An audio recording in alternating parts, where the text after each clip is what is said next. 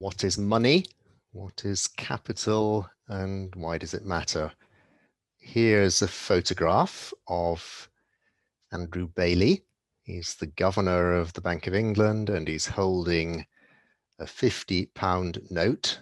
It's got a picture of Alan Turing, World War II code breaker and huge contributor to the advancement of computing. On the £50 note, it says, "I promise to pay the bearer on demand the sum of £50."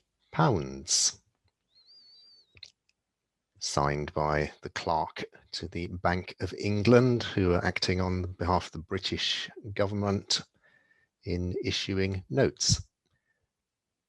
What is the sum of £50?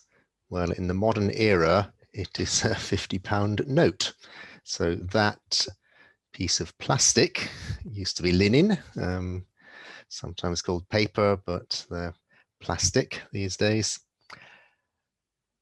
can be exchanged for another of itself, but nothing else.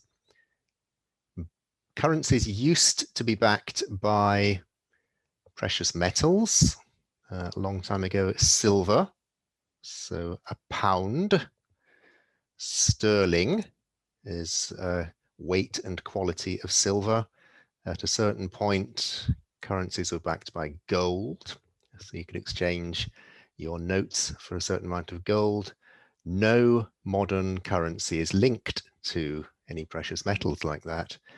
So they're known as fiat currencies, F-I-A-T. They have no inherent value.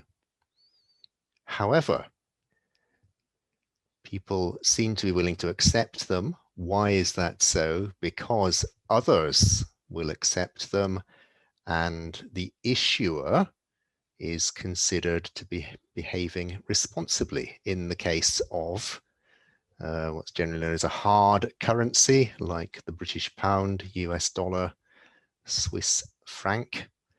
They're considered good stores of value and something that would be widely accepted, especially the US dollar, worldwide.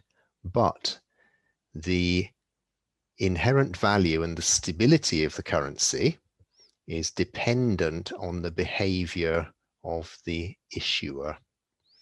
So there has to be a level of trust toward that government and that central bank. And that's a very key aspect of the role of the central bank. The bank can create more money. It's usually electronic in the modern era.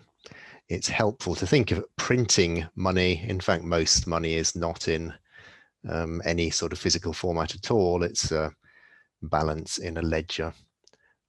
Banks, commercial banks, can also create money by the process of lending their reserves and then accepting deposits and then lending out a proportion of those deposits in a strictly regulated way. However, if we all went to the bank and wanted our money back, then there isn't enough cash there to satisfy all our demands. However, if we have trust in the banks and they're being managed responsibly, then the fact that the money isn't there to be drawn out, if we all went in at the same time, doesn't matter because we won't unless we're panicking. So avoiding panic is a very important aspect of the central bank regulator and the prudential management of banks.